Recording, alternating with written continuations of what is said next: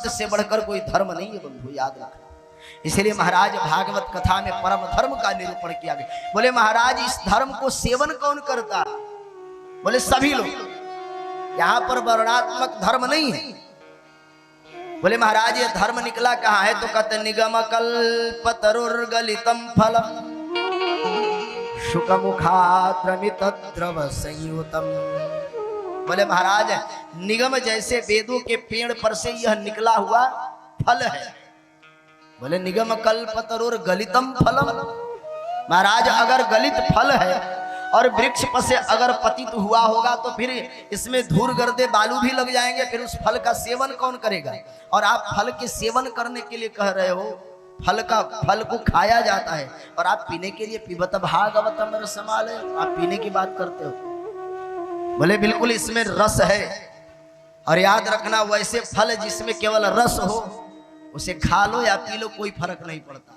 अब अंगूर को खा लो या पी लो, उसमें कुछ निकृष्ट पदार्थ निकलता ही नहीं है, कोई अवशेष निकलता ही नहीं, कोई रद्दी वस्तु निकलती न बीज है न कुछ, बस डालो और अंदर लेकर चले जाओ। बोले महाराज फल होगा तो सड़ भी जाएगा, गल भी जाएगा। बोले नहीं। बोले फिर महाराज बोले ये शाखा दर शाखा आया है। बोले कैसे? बोले नारायण से चला है तो ब्रह्मा जी के शाखा पर आया, और ब्रह्मा जी के शाखा पर आया तो फिर उन्होंने अपने नारद जी को उपदेश दिया, नारद जी ने व्यास जी को उपदेश दिया, व्यास जी ने अपने पुत्र सुखदेव जी को दिया, और सुखदेव जैसे महाराज परमहंस का जिस पदार्थ में मुख लग गया हो वह महाराज साक्षात अमृत है। आप लोग कभी कभी देखे होंगे पेड़ों को, वह फल बड़ा मीठा होता है जिस फल में महाराज तोता मुंह लगा देता है, या तो फिर तोता उसी में मुंह लगाता है जो ऑलरेडी पहले से ही महाराज मीठा होता है। इसलिए कहते हैं हमारे बात में तो व्यास जी निगम कहते कि निगम कल्पतरुर्गलितम फलम सुखमुखाद्रवितद्रव संयुतम पिबत भागवतम रसमालयम मुहुरहो रसिका भुवि भावुका। बोले महाराज किसको किसको पिला रहे हैं यह तो बताइए। बोले सब आओ। बोले सभी को पिलाएंगे तो फिर घट जाएगा। बोले घटने वाला नहीं है, यह तो अमृत है, बढ़ते चला जाता है। जैसे कल्प वृक्ष के नीचे बैठकर चाहे तुम जितनी मनोकामनाएं पूर्ण कर लो, कल्प वृक्ष की शक्ति में ह्रास नहीं होती। उसी प्रकार भागवत कथा सभी लोग सुन लो, लेकिन इसमें दो टर्म ऑफ कंडीशन रख दिया है, दो नियम बना दिया। बोले कौन? तो कहते दो ही लोग इसके परम श्रोता हो सकते हैं, ऐसे कोई भी सुन सकता है। और होता भी यही है महाराज, सुनने के लिए कभी कभी किसी को सुनना जबरदस्ती सुनाया जाता है, सुनने का मन नहीं है फिर भी सुनना पड़ेगा। पढ़ने का मन है, जब विद्यार्थी छोटा होता है तो पढ़ने का मन नहीं करता है, लेकिन महाराज बाप मतारी उसे जबरदस्ती टेम्पू में बैठा कर विद्यालय भेज दे। अच्छा एक और बात है, लड़कों को उसी समय सबसे अधिक पेट दर्द होता है जब उसके विद्यालय के टेम्पू आने वाली होती है, और वो देखते रहता है खिड़की से कि विद्यालय के टेम्पू चली गई, तो तुरंत धीरे धीरे दर्द वह बिना कैप्सूल के ठीक होने लगता है कि नहीं?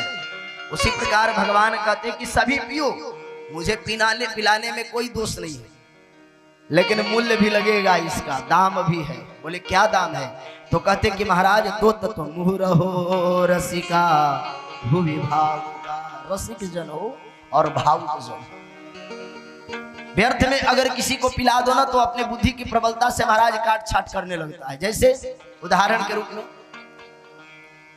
अगर गर्मी का दिन अभी है, कोई प्याऊ पर जल बैठा दे, किसी प्याऊ कोई प्याऊ खोल दे, तो जो घर से पानी पीकर निकलेगा वो बड़ी बात छिलेगा।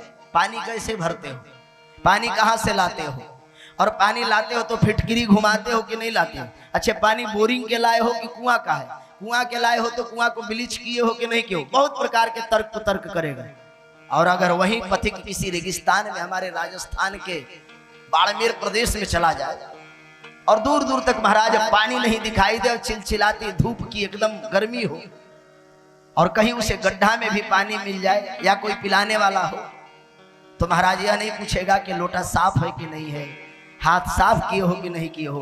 वैसे व्यक्तियों को महाराज पिलाने जल वह दाम नहीं पूछेगा, वह उस तत्व को महत्व नहीं पूछेगा, तुरंत वह जाएगा और तत्क्षण उस जल को लेकर अपनी क्षुधा की तृप्ति करेगा। उसी प्रकार कथा भी उसी को सुनाना चाहिए जो कथा के तत्व से परिपूर्ण हो। राम कथा जे सुनत अघाई, नर रस विशेष नर पावाना है। वो स्वामी बात तुलसीदास जी कहते हैं, वह महाराज व्यक्ति जो राम कथा सुनकर कहे महाराज अब तो बस, तो याद रखना वह कथा नहीं समझा, वह टाइम पास किया है।